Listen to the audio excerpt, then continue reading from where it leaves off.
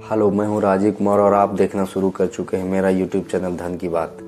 दोस्तों, हम शेयर बाज़ार में कोई भी स्टॉक खरीदने से पहले फंडामेंटल एनालिसिस करते हैं और फंडामेंटल एनालिसिस का सबसे महत्वपूर्ण पार्ट अगर कोई है तो वो है रेशियो एनालिसिस का पार्ट। दोस्तों, इस वीडियो में हम समझेंगे कि ये फाइनेंशियल रेशियोज़ क्या है, इनको कैलकुलेट कैसे किया जाता है, हम इससे क्या सीख सकते हैं और हमें किसी स्टॉक के एनालाइज करने के लिए इसे कैसे अच्छे से यूज़ करना चाहिए। दोस्तों, स्टॉक मार्केट, पर्सनल फाइनेंस और वेल्थ मैनेजमेंट को अच्छे से सीखने समझने के लिए मेरे इस चैनल धन की बात को सब्सक्राइब कर लें ताकि आप कोई भी वीडियो मिस न करें, क्योंकि मैं शेयर बाज़ार, वेल्थ मैनेजमेंट और पर्सनल फाइनेंस पे बहुत ही यूजफुल वीडियो लाते रहता हूँ। सबसे पहले हम यह जान लेते हैं कि स्टॉक मार्केट में फाइनेंशियल रेशियोज़ क्या है और निवेश करने से पहले इसे सीखना, समझना या एनालाइज करना इतना ज़रूरी क्यों होता है। दोस्तों, फाइनेंशियल रेशियो किसी कंपनी के टोटल फाइनेंशियल एक्टिविटी या परफॉर्मेंस की व्याख्या है। दूसरे शब्दों में कहें तो इन्वेस्टर्स या एक्सपर्ट्स जिस डेटा या मानक का उपयोग करके किसी कंपनी की फाइनेंशियल हेल्थ को ट्रैक करने तथा उसके कंपटीटर कंपनीज के साथ तथ्यों और आंकड़ों की तुलना करने के लिए करते हैं, उसे फाइनेंशियल रेशियोज़ कहते हैं। दोस्तों, अब दूसरे प्रश्न पे आते हैं कि फाइनेंशियल रेशियोज़ को सीखना, समझना या एनालाइज करना क्यों ज़रूरी माना जाता है। दोस्तों, फाइनेंशियल रेशियोज़ को एनालाइज करने या सीखने समझने का मेनली दो पर्पस है।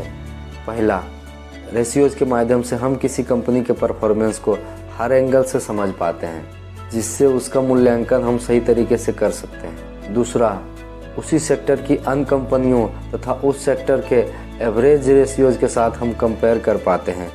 आइए हम एक उदाहरण से इसे आसानी से समझते हैं। जैसे माना किसी कंपनी का डेट टू एसेट रेशियो बढ़ रहा है, इसका मतलब हम यह समझेंगे कि कंपनी पर कर्ज का बोझ बढ़ रहा है, जो कि उस स्टॉक के इन्वेस्टर्स के लिए एक बुरी खबर की तरह है। दूसरा, उसी सेक्टर की अन्य कंपनियों से कंपेयर करने के पीछे हमारा मकसद होता है कि जिस कंपनी में हम इन्वेस्टमेंट कर रहे हैं वो कंपनी अपने सेक्टर की अन्य कंपनियों के मुकाबले कितना बेहतर है।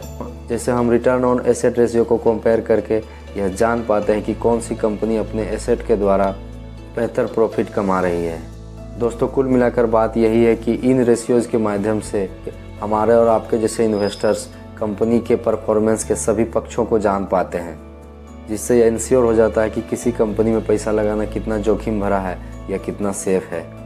वैसे तो फाइनेंशियल रेशियोज़ के कई प्रकार हैं, पर चूंकि हम लोग शेयर मार्केट से रिलेटेड रेशियोज़ पर बात कर रहे हैं, इसीलिए आज हम लोग मार्केट प्रोस्पेक्ट इम्पोर्टेंट रेशियोज़ को समझेंगे।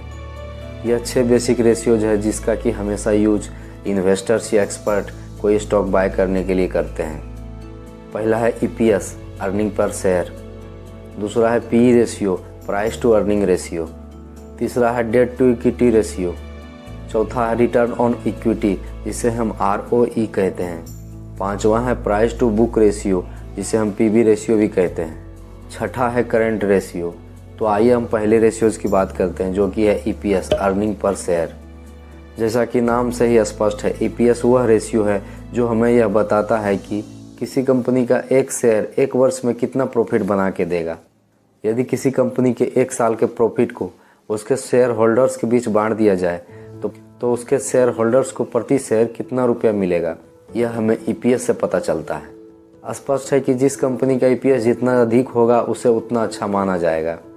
EPS कैलकुलेट करने के लिए हम लोग टोटल प्रॉफिट या कहें नेट इनकम को total number of outstanding share से डिवाइड करते हैं। अब एक टर्म को समझ लेते हैं, आउटस्टैंडिंग शेयर क्या होता है। दोस्तों, आउटस्टैंडिंग शेयर वे शेयर होते हैं जो IPO के द्वारा जारी किए गए हैं और अब शेयर होल्डर्स के पास हैं। माना ABC प्राइवेट लिमिटेड कंपनी का 2021 में नेट प्रॉफिट जो है वो 100 करोड़ रुपये है और total number of outstanding share जो है वो 10 करोड़ है। तो इस कंपनी का EPS हो जाएगा 100 डिवाइड बाय 10 यानी कि 10।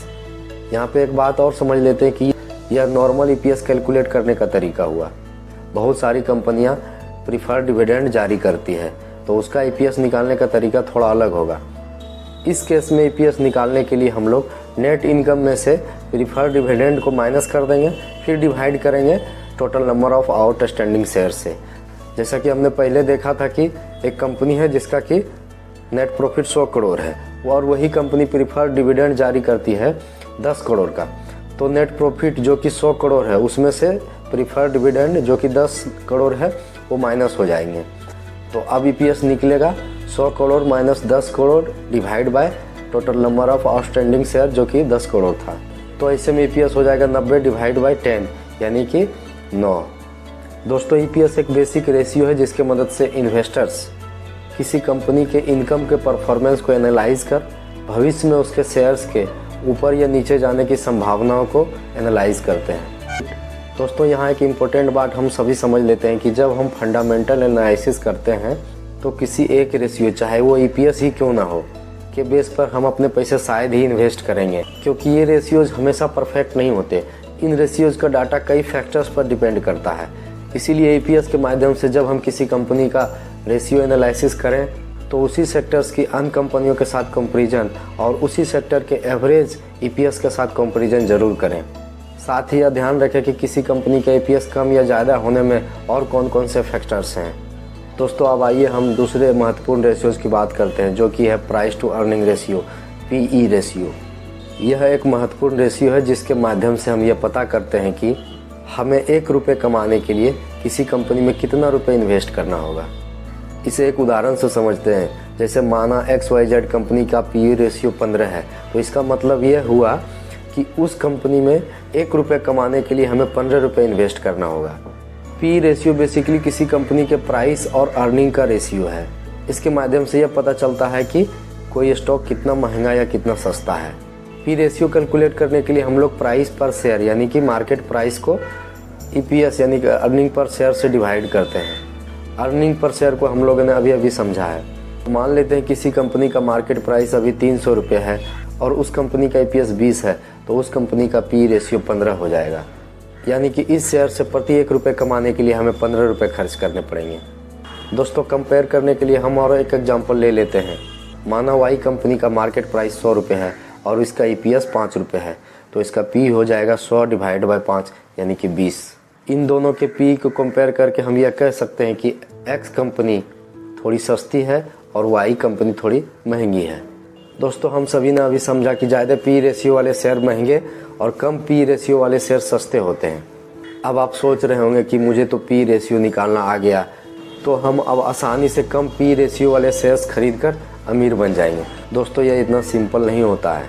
अगर यह इतना सिंपल और आसान होता तो सभी अभी अमीर होते। यह बात ठीक है कि PE रेशियो के कम या ज़्यादा होने से किसी स्टॉक के सस्ते या महंगे होने की जानकारी हमें मिलती है, लेकिन यह वैल्यू इन्वेस्टिंग के पर्सपेक्टिव पर हमेशा खरा नहीं उतरता है। कैसे, आइए देखते हैं। यहाँ पे आप हमारे दोनों साइड दो कंपनियों XYZ और ABC को देख रहे होंगे। हम दोनों कंपनियों के PE रेशियो को कंपेयर करेंगे।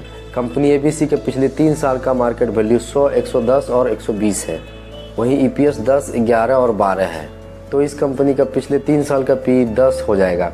यहाँ पे एक बात ध्यान देने वाली है कि कंपनी ABC का जो मार्केट वैल्यू है उसमें लगभग 10% का ग्रोथ देखने को मिल रहा है और EPS में भी उतना ही ग्रोथ है, जिसके कारण तीनों साल का PE 10 है जो कि लो माना जाता है। अब आते हैं दूसरे तरफ XYZ कंपनी का मार्केट वैल्यू पिछले 3 साल का 100, 300 और 500 है।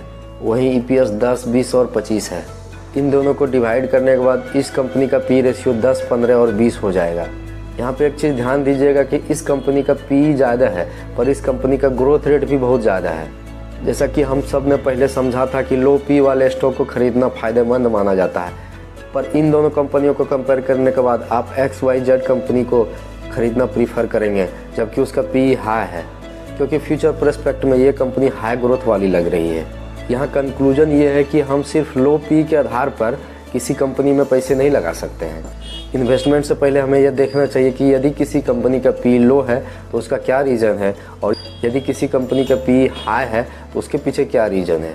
अब आपके मन में आ रहा होगा कि वह कौन सा बेस्ट तरीका है जिससे PE का सबसे अच्छा यूज़ किया जा सकता है। तो दोस्तों इन्वेस्टिंग से पहले PE रेशियो को यूज़ करने का सबसे अच्छा तरीका है कि हमें कंपनी के PE को उसके राइवल कंपनियों के PE और उस सेक्टर के एवरेज PE से कंपेयर करना चाहिए। साथ ही इंश्योर करना चाहिए कि लो और हाई PE का रीज़न क्या है। आइए बात करते हैं अगले रेशियो की, जो है डेट टू इक्विटी रेशियो। दोस्तों शेयर बाज़ार में एक मशहूर कहावत है कि यहाँ पैसे वे नहीं बनाते जो पैसे बनाने पे ध्यान देते हैं, यहाँ पैसे वे कमाते हैं जो पैसे बचाने पर फोकस करते हैं। कहने का मतलब है कि अगर आपका पैसा बचेगा तभी तो रिटर्न मिलेगा।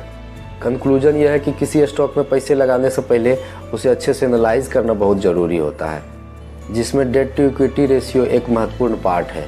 जैसा कि नाम से ही स्पष्ट है, डेट टू इक्विटी रेशियो किसी कंपनी के डेट और उसके इक्विटी की स्थिति को दर्शाता है। यानी कि यह बताता है कि कोई कंपनी शेयर होल्डर इक्विटी के बेस पे प्रति ₹1 पर कितना कर्ज ले रखा है।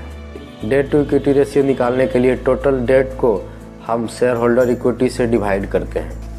यहाँ एक चीज़ जान लेते हैं कि टोटल डेट में शॉर्ट टर्म डेट और लॉन्ग टर्म डेट दोनों आते हैं। उदाहरण के लिए किसी कंपनी का लॉन्ग टर्म डेट और शॉर्ट टर्म डेट मिला के यानी कि टोटल डेट 170 करोड़ रुपए है और इक्विटी यानी कि शेयर होल्डर फंड 100 करोड़ रुपए है, तो उस कंपनी का डेट टू इक्विटी रेशियो हो जाएगा 170 डिवाइड बाय 100 यानी कि 1.7। यहाँ पे एक बात समझ लेते हैं कि डेट टू इक्विटी रेशियो 1 या उससे कम इन्वेस्टमेंट के लिए आइडियल मानी जाती है। इसके पीछे लॉजिक यह है कि यदि किसी कंपनी का कर्ज उसकी इक्विटी से कम या बराबर होगी तो कंपनी डेट को लौटाने की स्थिति में मानी जाती है। दोस्तों, बिजनेस में अच्छा या बुरा दौर आते रहता है, तो यदि कभी बुरा दौर आया तो ऐसी स्थिति में कंपनी अपने कर्ज को चुकाने में सक्षम होगी, और जो कंपनी कर्ज चुकाने में सक्षम नहीं होगी उसका सर्वाइव करना मुश्किल होगा। दोस्तों, वैसे बिजनेस में कर्ज लेना कोई बुरी बात नहीं है। ज़्यादातर कंपनियां अपने बिजनेस को एक्सपेंड करने के लिए कर्ज लेती है, लेकिन यदि कोई कंपनी बहुत ज़्यादा कर्ज ले लेती है तो उसका ब्याज भी बहुत ज़्यादा देना पड़ता है। ऐसे में यदि कभी कंपनी का प्रॉफिट काफ़ी कम हो गया तो उसका प्रॉफिट का सारा हिस्सा कर्ज चुकाने में ही चला जाता है। ऐसे में उस कंपनी का शेयर प्राइस का नीचे आने का चांस रहता है, और यदि उस कंपनी के आप निवेशक हैं तो आपके पैसे डूब भी सकते हैं। दोस्तों, यहाँ पे एक महत्वपूर्ण बात ये समझने वाली है कि इसके कुछ एक्सेप्शंस भी हैं। जैसे कोई बैंक या NBFC कंपनी का डेट टू इक्विटी रेशियो हमेशा अधिक मिलेगा आपको, क्योंकि ऐसी कंपनियां का जो बिजनेस है वो कर्ज पे ही डिपेंडेंट करता है, इसका बेस ही कर्ज है। तो यदि इस कंपनियों को आप डेट टू इक्विटी रेशियो के बेस पे इन्वेस्टमेंट करेंगे तो मुश्किल हो जाएगा।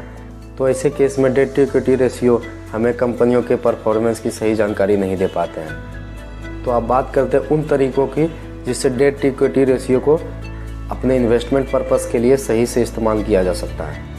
तो ऐसे में हम किसी कंपनी के डेट टू इक्विटी रेशियो को उसके कंपटीटर्स और उस सेक्टर्स के एवरेज रेशियो को कंपेयर करते हैं। इसी तरह लगातार घट रहे डेट टू इक्विटी रेशियो को नेगेटिव और लगातार बढ़ रहे डेट टू इक्विटी रेशियो को पॉजिटिव साइन माना जाता है। दोस्तों, हमने यहाँ पे 3 महत्वपूर्ण रेशियोज़ को डिस्कस किया है। हमें टोटल 6 रेशियोज़ को डिस्कस करना है। ये वीडियो काफ़ी लंबा हो रहा है, इसलिए हम बाकी 3 रेशियोज़ को अगले पार्ट में डिस्कस करेंगे। तो दोस्तों, प्लीज़ मेरे चैनल को सब्सक्राइब कर लें ताकि शेयर मार्केट, पर्सनल फाइनेंस और वेल्थ मैनेजमेंट से रिलेटेड लेटेस्ट वीडियो आप तक पहुँचे।